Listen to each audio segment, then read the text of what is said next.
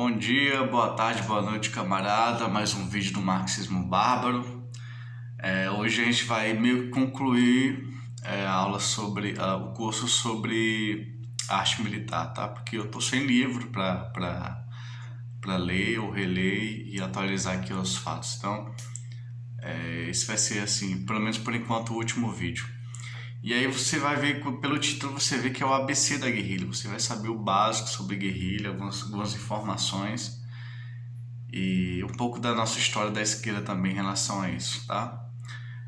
A primeira coisa que você, por exemplo, indo direto pro vídeo, a primeira coisa que você pode saber é que a guerrilha é obrigada a usar as mesmas armas do exército inimigo, assim, via de regra. Porque uma das funções da guerrilha é, por exemplo, invadir um quartel, roubar as balas e as armas do inimigo. Então, se ele consegue as balas, os cartuchos, ele consegue usar, eles têm que usar a mesma arma para ter o mesmo tipo de tiro. Então, a guerrilha que não tem apoio internacional, financiamento internacional, por exemplo, se ela está meio isolada nacionalmente, ela tem como uma das táticas usar a mesma arma do inimigo para poder conseguir os recursos do inimigo, tomar os recursos do inimigo. Com isso, eu já espero você já ter uma informação interessante que não se fala normalmente sobre guerrilha, tá? Que é muito comum em suas circunstâncias ela ter que adotar o mesmo armamento do adversário. Guerrilha quer dizer pequena guerra, né? Vem do espanhol, tá? Porque quando Napoleão invadiu a Espanha e Portugal, começou a população a formar resistências anônimas em pequenos grupos e tal. E aí a pequena guerra, né, de resistência. Tá? E é evidente que a guerrilha, você é forçado a fazer a guerrilha quando o inimigo é muito poderoso em relação a você, em quase todos os sentidos. Antes de eu entrar mais em outras características da guerrilha, eu acho que vale a pena destacar dois fatores históricos. Um é que o Trotsky teve um embate com o Stalin formou com o Zinoviev, ou foi com o Kamenev, foi com o Zinoviev, eu não lembro qual foi dos dois. Mas o Stalin liderou uma fração militar dentro do partido. Fração é um partido dentro do partido. Então, dentro do partido bolchevique, que tomou o poder em 17, nos anos seguintes se formou uma fração militar, né, durante a Guerra Civil na Rússia. Era a Rússia contra 14 países, 14 exércitos. Era o Exército Vermelho, recém-fundado, contra 14 exércitos. E aí a fração partidária do Stalin propôs que a tática fosse a tática guerrilheira, não a tática de exército, né? E o Trotsky disse, a nossa grande vantagem aqui na Rússia é a população, tá? Então nós somos a grande vantagem da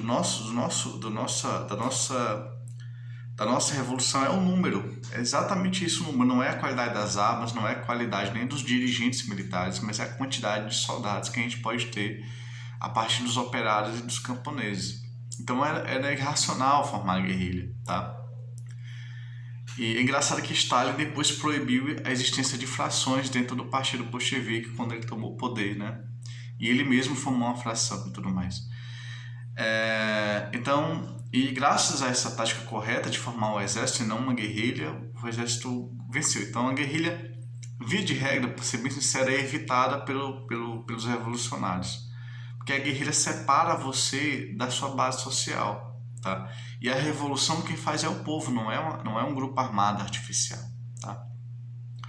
Mas se for o caso, a gente usa a guerrilha sim, né? Pode dar certo, deu certo, por exemplo, na Nicarágua. Havia uma ditadura de Somoza na Nicarágua na década de 70 e que os trotskistas participaram com guerrilha, e era correto. Por quê? Porque a ditadura não permitia existir nem sindicatos. Então a insurreição, estava tendo uma insurreição popular nas cidades e no campo, e aí você precisava de um braço armado dessa insurreição espontânea das massas. E para criar esse braço armado foi criadas as guerrilhas. Mas as guerrilhas só foram vitoriosas lá porque teve insurreição das massas como base, tá? Desestabilizando o Estado. Então você não pode criar uma guerrilha artificial. Um dos erros do Che Guevara é esse, ele era neoblanquista, né? Ele achava que a guerrilha criava as próprias condições da revolução, artificialmente. A realidade é muito maior do que um grupo guerrilheiro, tá? De um pequeno grupo guerrilheiro. Então ele estava equivocado, ele pagou com a vida por isso na Bolívia. Ele morreu tentando formar uma guerrilha na Bolívia. Mas é isso, os comunistas podem até formar guerrilha em certas circunstâncias, mas via de regra a gente evita, tá? E a circunstância entre outras, uma desproporção muito grande entre um exército e outro, né? Entre o exército inimigo e o nosso. Então, o exército guerrilheiro parte do princípio que você está totalmente em desvantagem. Totalmente em desvantagem. Então, você compensa essa desvantagem. Como é que você compensa? Você compensa com um soldado melhor treinado do que o soldado regular. Tá? O soldado ele tem ideologia, ou seja, ele tem disciplina, porque ele sabe que está fazendo certo. Então, enquanto o soldado inimigo nem queria estar na guerra, né? Nem queria estar no alistamento militar. A guerrilha, via de regra, ataca à noite, tá? É muito raro não atacar à noite, costuma se atacar à noite, porque, pelos motivos óbvios. Não se usa a mesma tática sempre, ou seja, se você vai atacar um quartel, você primeiro ataca com uma tática, depois você ataca de outra forma completamente diferente. Então essa imprevisibilidade, né, que é uma guerra psicológica também, é uma característica da guerrilha, é muito imprevisível como vai fazer seus ataques. Por outro lado, a guerrilha usa muito o terreno para compensar também. Outro fator que a guerrilha usa para compensar a desproporção é o terreno, ou seja, a Rússia, que é um extraordinário exército em vários sentidos, já perdeu muitas guerras para guerrilhas. Por quê? Guerrilhas ali no leste europeu. Por quê? Porque o terreno ajudava as guerrilhas, né? Às vezes a cidade destruída ajudava as guerrilhas, porque os escombros podiam esconder o guerrilheiro, né? Então você usa outros fatores para compensar, já que seu número é reduzido de soldados, você usa todos os fatores possíveis para compensar essa desproporção. Que é atacar à noite, não repetir, evitar confrontos diretos que você não sabe que vai vencer. Se você sabe que vai perder o confronto, você evita, você foge. Conhecer bem o terreno, diferente do inimigo. Você vê que no Vietnã, os vietnamitas conheciam bem o terreno, tá? O guerrilheiro, ele era daquela região, ele cresceu naquela região, tá? Então, é muito importante que o guerrilheiro fique na região que ele conhece bem, tá? E o soldado americano não conhecia o terreno, tá? Então, isso faz uma diferença brutal. Com isso, eu quero para nossa mente respirar, né? Eu quero falar o caso do Fábio, foi um ditador romano. Cartago invadiu a Roma, né? E foi assim um exército tão poderoso, mas tão poderoso que Roma não tinha como enfrentar, ia perder a guerra se fosse por confronto direto. O que foi que fez o Fábio? Que foi genial, tá? Foi genial. Ele tinha o seu exército, mas ele de forma alguma enfrentava Cartago, de forma alguma, porque ele sabia que ia perder. Então o que é que ele fez? Olha, se Cartago fez um exército poderosíssimo e enviou para longe de seu próprio país, enviou para Roma, esse exército enorme tinha que ser alimentado, tinha que ter recursos, tá? Tinha que ter uma linha de comunicação. Então o que foi que fez o Fábio? O Fábio ele usou uma tática de guerrilha. Em vez de enfrentar o grande contingente de Cartago, ele boicotava os transportes de Cartago, ou seja, se chegava comida, destruía a comida. Se precisava mandar um aviso pro país, para Cartago, destruía a comunicação. Então o exército, Roma ganhou a batalha só estrangulando o nervo do exército inimigo, estrangulando a fonte de alimento do nervo, de recursos. Então ele deu um grande exemplo, porque com um exército muito menor ele ganhou a guerra por um princípio básico. Se você desloca uma massa muito grande de soldados, você precisa manter esses soldados vivos, alimentados e tudo mais. E se você corta a veia, o nervo a artéria que alimenta esse exército, você destrói esse exército. E foi isso que aconteceu. Isso foi genial, tá?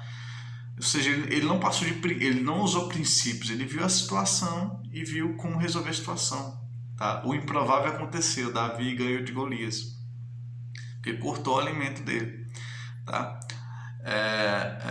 Com isso, eu quero dar mais um exemplo, tá? O ISIS, não sei se vocês lembram desse grupo que está quase destruído, né? O Estado Islâmico, chamado Estado Islâmico, o ISIS lá no Oriente Médio, ele renovou a tática militar porque a situação permitia renovar a tática militar. A tática guerrilheira é morde a sopra. Você ataca de uma vez à noite, de preferência, e foge rápido. Você ataca e foge muito rapidamente. Você não demora atacando. Você ataca, cumpre sua função e recua. E vai para a floresta. Mas o ISIS organizou uma nova tática. Por exemplo, tinha uma cidade ali no deserto que era dominado pelo... Tinha americano, né, no comando militar da cidade. Então o ISIS, que era soldados muito preparados, enfrentava o poder militar da cidade e desarticulava o poder militar daquela cidade. Ou seja, eles não recuavam. Eles não atacavam para recuar, eles atacavam para desarticular o inimigo. Isso é novo, tá? A tradição da guerrilha é atacar o inimigo mais forte e depois recuar. A guerrilha islâmica, ele inaugurou uma nova tática, que é atacar, desarticular, não atacar, recuar.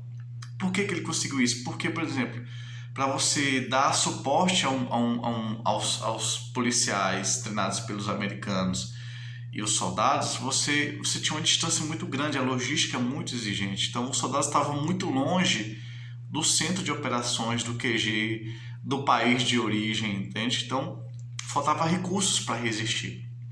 E faltando recursos para resistir muito longe, estavam muito longe da fonte. Lembra do Cartago que eu falei? Que Roma venceu porque Cartago estava muito longe do seu próprio país? Os soldados de Cartago estavam muito longe do próprio país. A mesma coisa fez o Estado Islâmico. Por isso ele pôde atacar e desarticular. Porque os soldados nessas cidades, na Síria, mas principalmente no Iraque, não conseguiam apoio, reforços, e assim eles não conseguiam resistir, tá, à força da guerrilha. Isso é uma tática nova, tá? Isso é uma coisa que a gente tem que aprender e sistematizar para poder pensar o futuro, né? Lógico, adaptando para a realidade revolucionária. Dito isso, eu acho... sim, eu cometi uma coisa que eu devia falar no início e não falei. Eu tenho um pouco mais para falar sobre isso, tá? Sobre guerrilha, mas o básico é que eu queria deixar aqui que tem um canal novo, marxista, chamado Socialismo e Revolução. Socialismo e Revolução, do Bernardo Cerdeira. É um intelectual muito capaz, muito bom.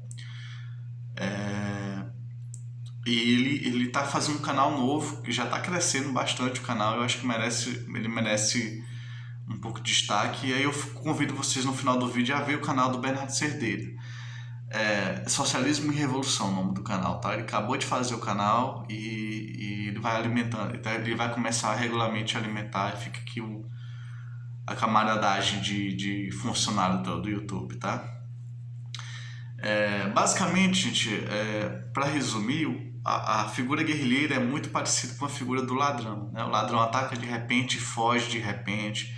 O ladrão foca muito na mobilidade, por isso que ele ataca de moto para fugir rápido. E uma das grandes características da guerrilha é isso, é atacar e rapidamente recuar, ser muito veloz em seu movimento. Ele compensa a falta de matéria, seja em armas, seja em recursos humanos, com movimento.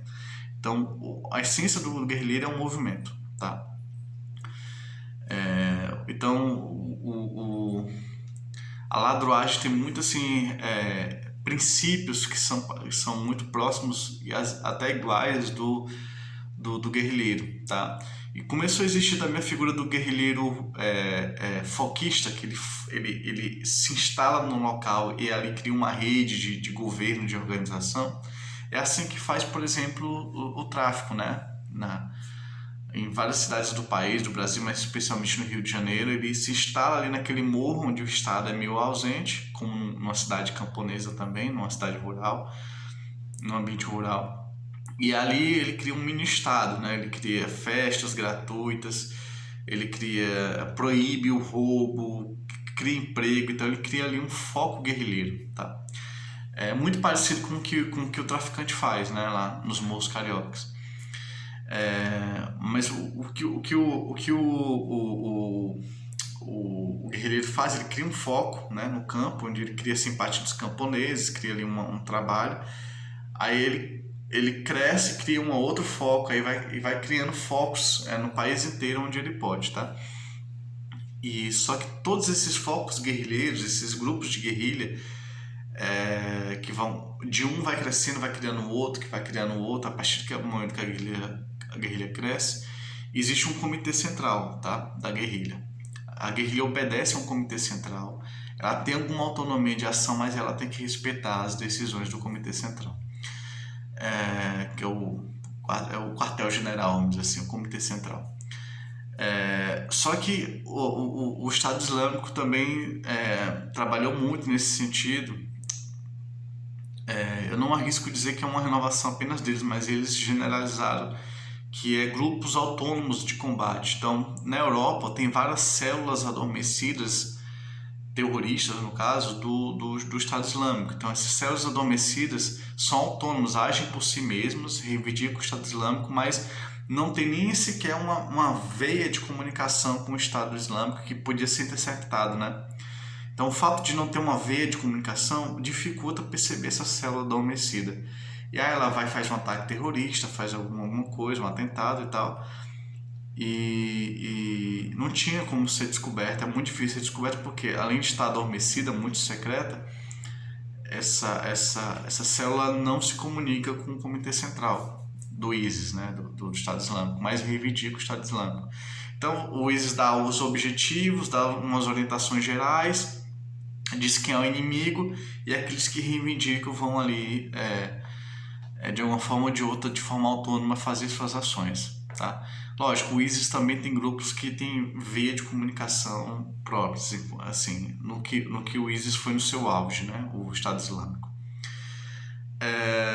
Então, a gente tem que ver que é uma desproporção, entre um exército e outro, que é uma desproporção muito grande, que às vezes você não consegue nem segurar o próprio território do próprio país e você é obrigado a usar tática de guerrilha.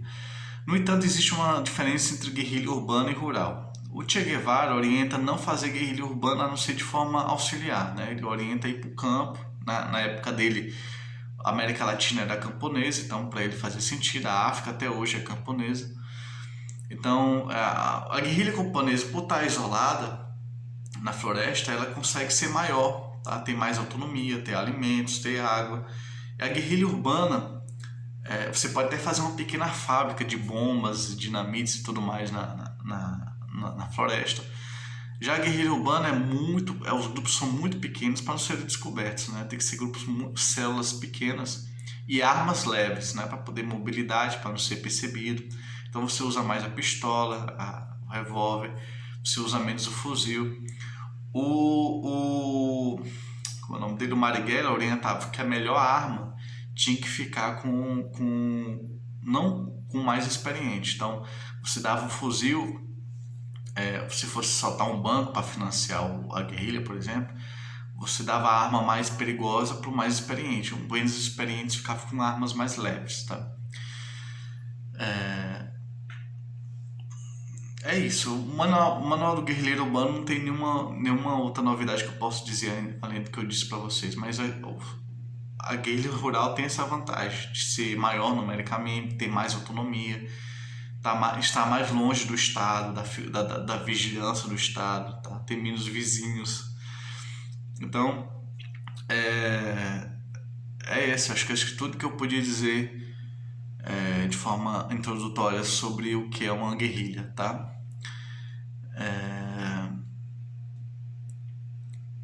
Mas de certa forma, assim, a gente tem que saber, tá? Mas não não é o central para o socialismo. Na Revolução Russa, o Trotsky apostou no número, né, na quantidade de soldados. Mas em paralelo ele começou a formação de uma pequena guerrilha auxiliar que ajudava a fazer sabotagem, a tomar trens, a cortar as linhas de abastecimento e comunicação do inimigo.